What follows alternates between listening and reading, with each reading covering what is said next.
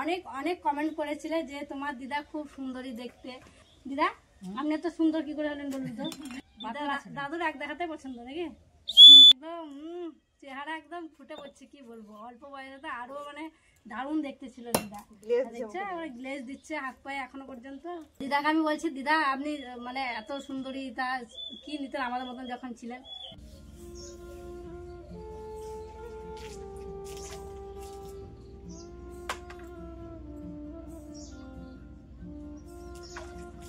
গতকালকে তোমরা দেখেছিলে যে আমাদের উঠোনে ধান ঝরানো হয়েছিল, আর ধান ঝরানোর পর কিন্তু ধানে বাতাস দেওয়া হয়েছিল। সেই কারণে জানো তো প্রচণ্ড ধুলো হয়ে আছে উঠোনে চারিপাশে প্রচণ্ড ধুলো। তো সকালবেলায় উঠে মারুলিটা দেয়া হয়েছে। উঠোন এখনও ঝাড়ু দিইনি, তো ভাবলাম সকাল সকাল একটু জল ছিটিয়ে দিই, তাহলে ধুলোটা তো উড়বে না। তাই ঝাড় দেওয়ার আগে জল ছেটাতে শুরু করলাম। তো এক বালতি জল নিয়ে আসলাম, আর এখন পুকুরের জল কি ঠান্ডা কনকনে, কি বলবো গো, মনে হচ্ছে যেন হাতটাই ছেড়ে যাচ্ছে, এত কনকনে। আর বাম হাতে করে জলটা ছেটাচ্ছি বলে অনেকটা আমার সময়ও লাগছে। আর ডান হাতে করে ছেটালে একটু বেশি করে জল ওঠে, আর বাম হাতে দেখো জল উঠছেই না, মানে একটু একটু করে জল উঠছে। আর না ছেটালে হবে না, যদি হাওয়া বাতাস যায় পড়ে তখন ধুলোগুলো সারাদিনের কি উড়ে বেড়াবে। তো সেই জন্য সকাল সকাল কাজটা করে ফেললাম। চলো এবার হচ্ছে ঝাঁটাটা নিয়ে এসে উঠোনগুলো ঝাড় দিতে শুরু করি। তো যাই হোক আমার প্রিয় বন্ধুরা, শুভ সকাল।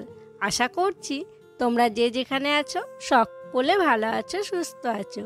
বীরভূম জেলার ছোট্ট একটি গ্রাম থেকে আমি দৈবকী তোমাদের সকলকে জানাই আমার ব্লগ চ্যানেলে অনেক অনেক স্বাগত, আর আমার অনেক অনেক ভালোবাসা। আর হ্যাঁ আমার প্রিয় বন্ধুরা, আমার এই যে ভয়েসটা যদি তোমাদের একটু অন্যরকম লাগে একটু মানিয়ে নিও গো। কারণ কি হয়েছে জানো, আমার জিভে ঘা হয়েছে, তো সেই কারণে অনেক কথা বলতে গিয়ে জড়িয়ে যাচ্ছে। মানে যখনই কথা বলতে যাচ্ছি ওই ঘাটায় দাঁতে চিপা লাগছে, আর মানে কথাটা তুতলিয়ে যাচ্ছে। তো যাই হোক তোমরা একটু মানিয়ে নিও। তো দেখো ঝাঁটাটা নিয়ে এসে ঝাড় দিতে শুরু করলাম। আর মেশিনটাকে এখন আপাতত ওই জায়গাতেই রাখা হয়েছে। তো যাদের মেশিন তাদের বাড়িতে আর কি দিয়ে আসতে হবে। আর দেখো জলটা ছিটিয়েছি বলে মানে ধুলোটা উপরের দিকে উঠে যাচ্ছে না, কি সুন্দর ঝাড় দেওয়া হচ্ছে।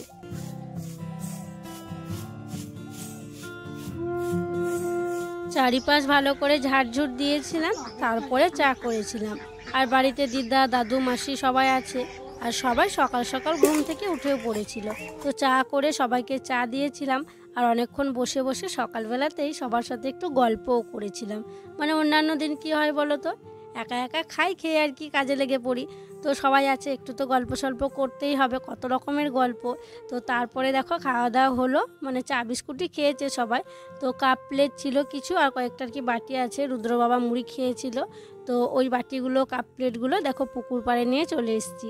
আর এখন পুকুর পাড়ে এসে এই যে বাসনগুলো মেজে নিচ্ছি। আর হাঁসগুলো দেখো কি সুন্দর আমার কাছে এসে খেলা করছে।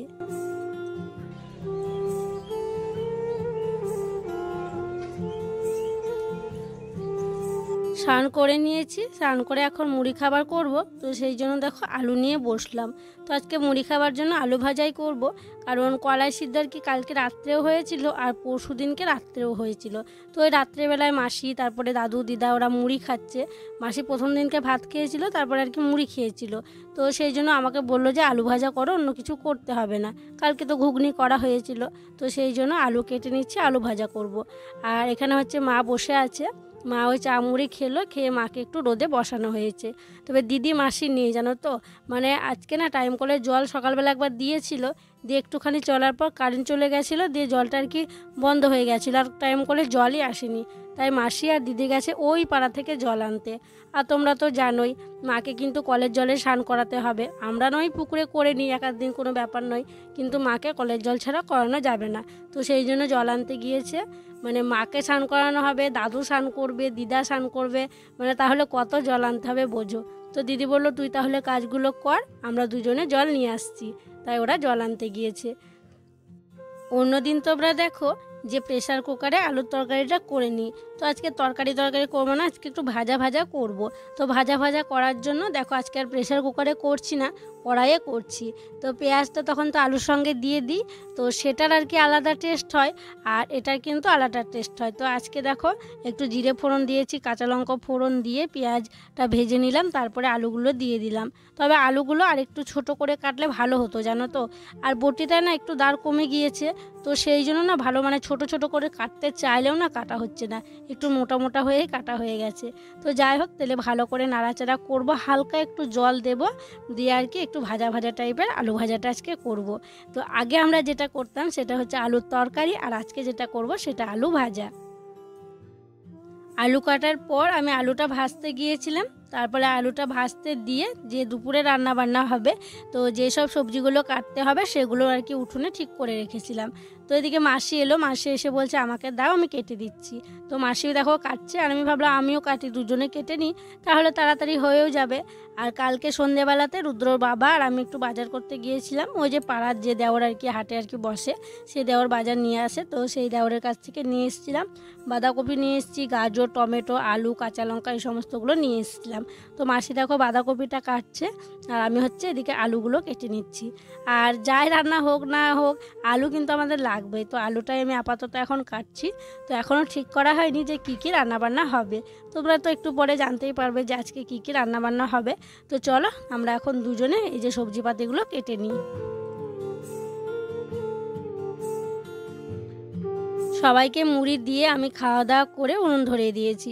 আর আজকে দেখো বড় কড়াইটায় মাটি দিয়েছি, বড় কড়াই বড় হাঁড়িতেও দিয়েছি, কারণ অনেক কজন মানুষ হচ্ছে।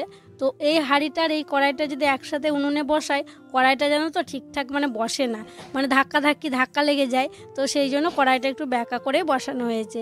আর আজকে মানে অনেক দিন পর তো দিদা দাদু এসছে, তো সেই জন্য রুদ্র বাবা গেছিলো চিকেন আনতে। এই যে দেখো অনেকগুলো চিকেন নিয়ে এসছে, আজকে চিকেন রান্না করা হবে। তবে দাদু চিকেন খায় না, তো দিদা খায়, মাসি খায়, আর বাড়ির বাচ্চারাও খাবে, আমরাও খাবো, সবারই খাওয়া হবে আর কি। আর অনেক দিন বাড়িতে চিকেন রান্নাও হয়নি।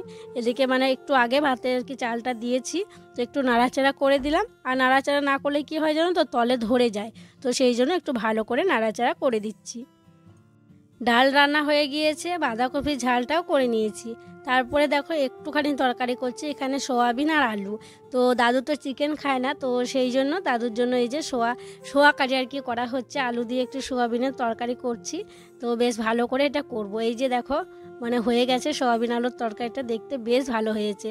তো এটাকেই মনে হচ্ছে যেন একদম মাংসর ঝোল বলো। তো যাই হোক মানে চলো ঘরে রেখে আসি এই তরকারিটা।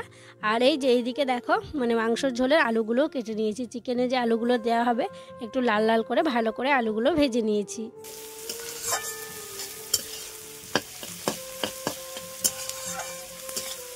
সব কিছু রান্না হয়ে গেছে, আর এখন দেখো শেষবেলায় চিকেনটা রান্না করছি, কারণ দাদু কিন্তু চিকেন খায় না। যা আগে আর কি যা যা রান্না করেছি সব কিছুই দাদু খাবে, তো সেই জন্য চিকেনটা মানে শেষে রান্না করছি। তো এদিকে ভাত নামিয়ে ফেলেছি, ভাতের ফ্যানটা ঝরাতে দিলাম। আর মানে অনেকক্ষণ থেকে কড়াইটা ব্যাকাভাবে বসানো ছিল, এখন দেখো একটু সোজা করতে পারলাম। মানে ওই হাঁড়িটা আর এই কড়াইটা যদি একসাথে দেওয়া হয় কিছুতেই জায়গা হয় না জানো তো, সে ব্যাকাভাবে অতক্ষণ ধরে হলো। তো যাই হোক, তারপরে দেখো চিকেন যেভাবে আর কি আমি রান্না করি ঠিক সেভাবেই রান্না করছি, অন্য নতুন কিছুভাবে আর কি করছি না।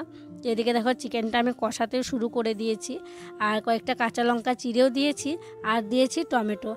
আমার এক কাকিমা সাবস্ক্রাইবার আছে, আমাকে খুব ভালোবাসে। কাকিমা বলে যখনই চিকেন রান্না করবি, যখনই যে কোনো মাংস রান্না করবি টমেটো দিবি, দেখবি টেস্টটা ভালো হবে, কালারটাও ভালো হবে। কি জানো তো কাকিমা, মানে দিই মানে মাঝে মধ্যে না ভুলে যাই টমেটো দিতে। তো যাই হোক ওইদিকে চিকেন কষাচ্ছি, আর এদিকে দেখো কাজও করছি, মানে শুকনো লঙ্কা দোকান থেকে নিয়ে আসা করালাম, দিয়ে কৌটোর মধ্যে ভরে রাখছি। কি হয়েছে জানো, আমার 100 গ্রাম শুকনো লঙ্কা নেওয়া ছিল, মানে 100 গ্রাম নিয়ে অনেক দিন করে হয়, তো ইঁদুরে নিয়ে পালিয়ে গেছে পুরো প্যাকেটটা। তো সেই জন্য ভাগ্নিকে দোকানে পাঠিয়েছিলাম, 5 টাকার মতো শুকনো লঙ্কা এনে দিল। তো যাই হোক এদিকে দেখো ঢাকা চাপা দিয়ে হালকা হালকা করে চিকেনটা কষিয়ে নিচ্ছি। আর কালারটা কিন্তু বেশ ভালো হয়েছে, সেন্টটাও কিন্তু খুব সুন্দর বেরিয়েছে। তো আরও কিছুক্ষণ কষিয়ে নেব, তারপরে তখন জল দিয়ে দেব।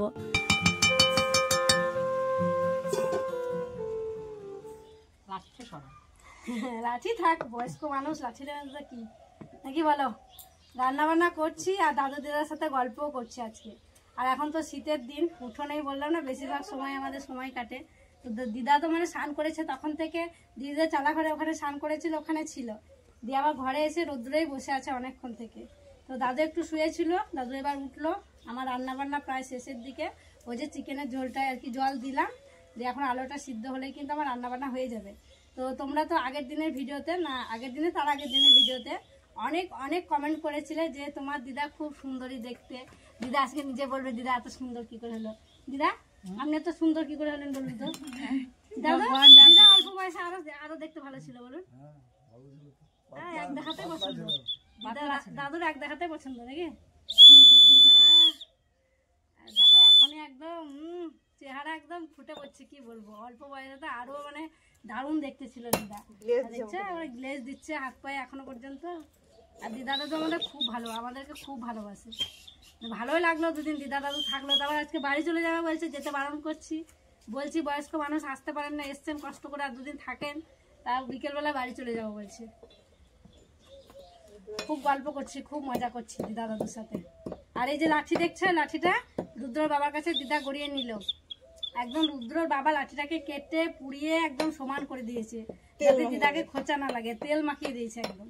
তো দিদা বলছে আর একটা লাঠি লাগবে এর থেকে বড়, আর একটা নেবেন? দুটো লাঠি, দুই হাতে দুটো নেবেন? মানে দুটো নেবে, এটা যদি কিছু হয়ে যায় বা হারিয়ে যায়, খুঁজে না পাই, আর একটা ব্যবহার করবে।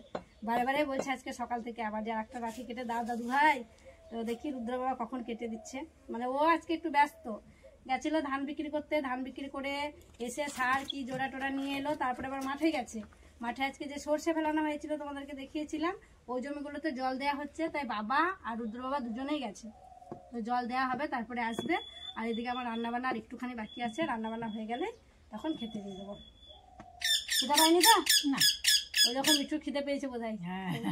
মিঠু টাইম দেখছে, মিঠু দেখছে আমার টাইম হয়ে গেল, আমাকে খেতে দেয় না কেন, তার জন্য মিঠু ডাকছে।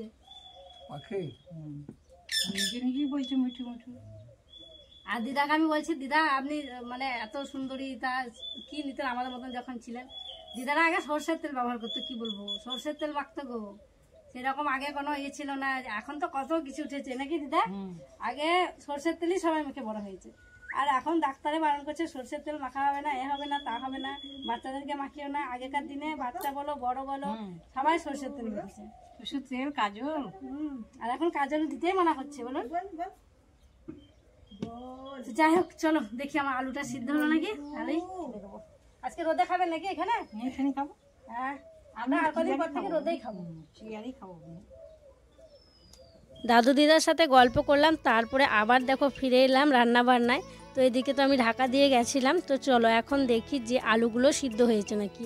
তোমরা হয়তো বলবে অনেকটা ঝোল হয়ে আছে, তোমরা তো জানোই, আগেও বলেছি আমাদের বাড়ির সবাই কিন্তু মাংসর ঝোল দিয়ে ভাত মেখে খেতেই পছন্দ করে, খুব মানে কম ঝোল পছন্দ করে না। আলু সিদ্ধ হয়ে গেছে, এখন নামিয়ে নেব। রান্নাবান্না হওয়া মাত্র দাদুকে আজকে খেতে দিয়ে দিয়েছি, কারণ দাদু চিকেন খায় না, তো সেই জন্য আগে দিয়েছি। দিদা বললো আমি সবার সাথে পরে খাবো, তোমার দাদুকে দাও। কি ব্যাপার দাদু, ভাত খেয়ে নিলেন, তরকারি খাননি, রান্নাবান্না ভালো হয়নি? ভালো হয়েছে, খেলেন না? বয়স হয়েছে সেই জন্য বেশি তরকারি পাতি খায় না, অল্প অল্প করে তরকারি খেয়েছে। রান্নাবান্না ঠিক আছে, লবণ টবণ? দিদা আমার রান্না খেতে কেমন লাগছে? ভালো। এবার আপনাকে খেতে দেবো, দাদুর হয়ে গেল, আপনাকে দেবার আমরাও খেয়ে নেবো। আর রুদ্র বাবারা কখন আসছে কি জানি, দেখি কখন আসছে। দাদুর খাওয়া হলো, তারপরে দেখো ভাগ্নিকে, রুদ্রকে আর দিদাকে দিয়ে দিয়েছি খেতে।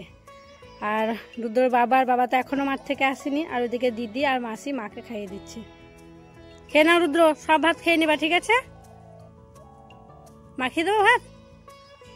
দুই হাতে লাগাচ্ছ কেন, এক হাতে লাগাও। ওই হাতে ধোবার জামাই লাগাইও না, হাতটা ধুয়ে নেবা, আবার দুই হাত লাগাই।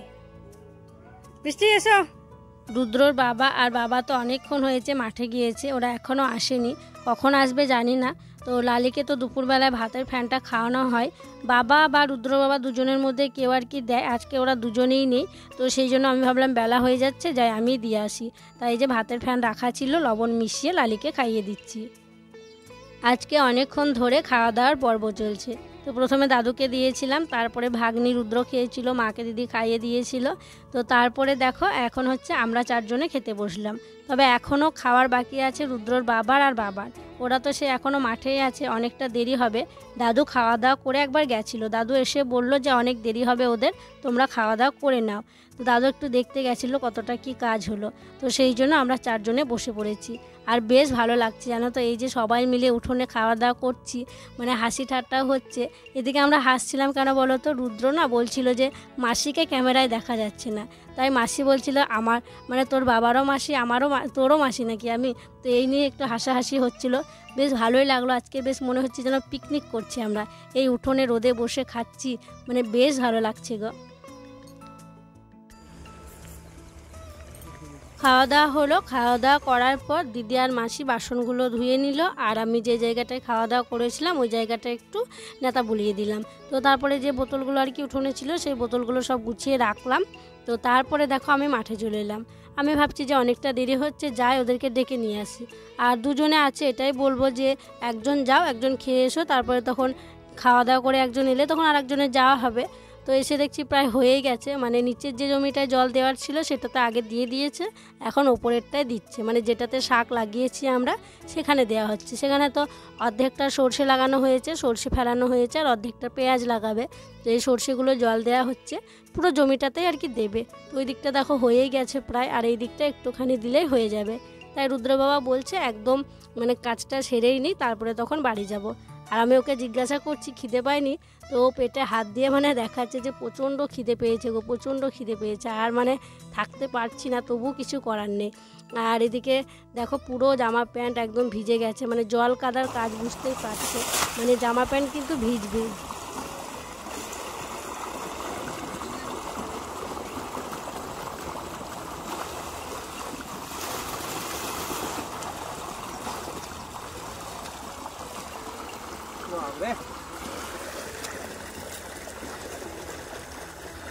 ঠান্ডার দিনে এই জল কাদায় কাজ করছে, তাও ওকে গরম লাগছে, দেখলে কেমন চোখে মুখে জলের ঝাপটা নিল। আর ওই দিকটায় সর্ষে ফেলানোর দিকটাতে তো জল হয়ে গেছে, এবার এই যে ধনে তারপরে শাক লাগিয়েছি এই দিকটায় জল দেওয়া হচ্ছে। তো দেখো ওর বাবা একটু মানে রুদ্র বাবা একটু লাইন করে দিচ্ছে যাতে জলটা এসে শাকে আর কি পড়ে। এই যে জল দেওয়া হচ্ছে, আমাদেরকে আর কষ্ট করে জল দিতে হবে না গো, এই জল দেওয়া আর কি শেষ দেওয়া, এই যে মানে ভাসিয়ে দেওয়া হচ্ছে, আর দিতেই হবে না, শাক বড় হয়ে যাবে। ওটা ভালো থাকতে হবে না, গরম থাকতে ওটা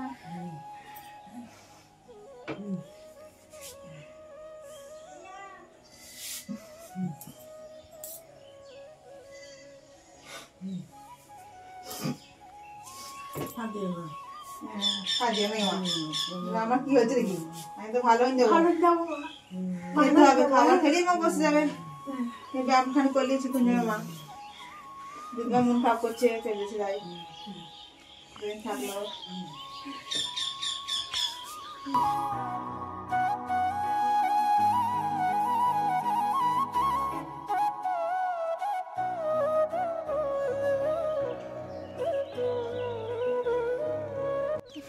আবার আসবেন, হ্যাঁ দুদিন থাকলেন ভালো লাগলো, আবার আসবেন তো। মা এবার গেলে পরে উপরে উঠাবো, দেখা করাবো, আপনাকে নিয়ে আসবো, আপনি দেখবেন। দাদা মা আসছেন, মাসি আসছেন আবার,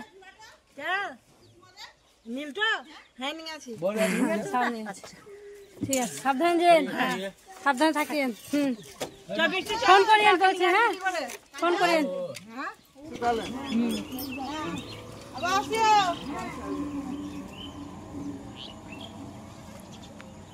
বাবার সঙ্গে দেখা হলো না।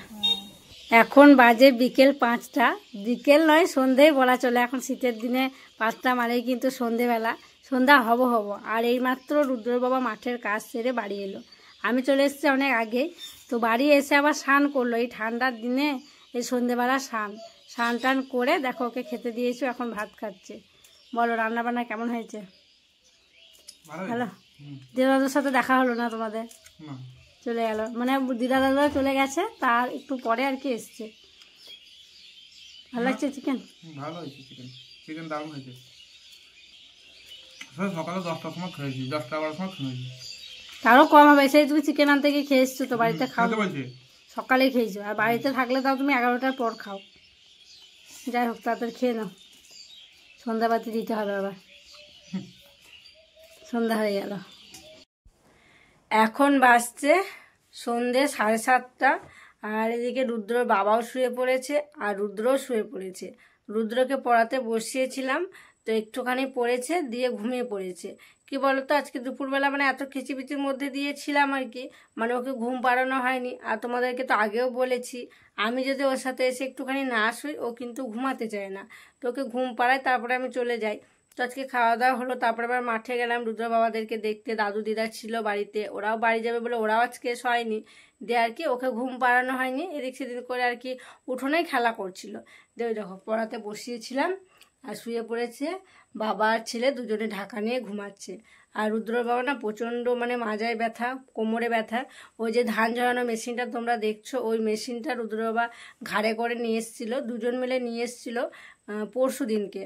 তো ওই মেশিনটা আনার পর থেকে ওর ব্যথাটা আর কি বেড়ে গিয়েছে। এমনিতে তো বাতের ব্যথা আছে, মেশিনটা আনাতে ব্যথাটা বেড়েছে। তবুও কালকে ধানে বাতাস দেওয়া, তারপরে আরও অনেক কাজ করেছে। আজকেও আবার দেখো কতগুলো কাজ করলো।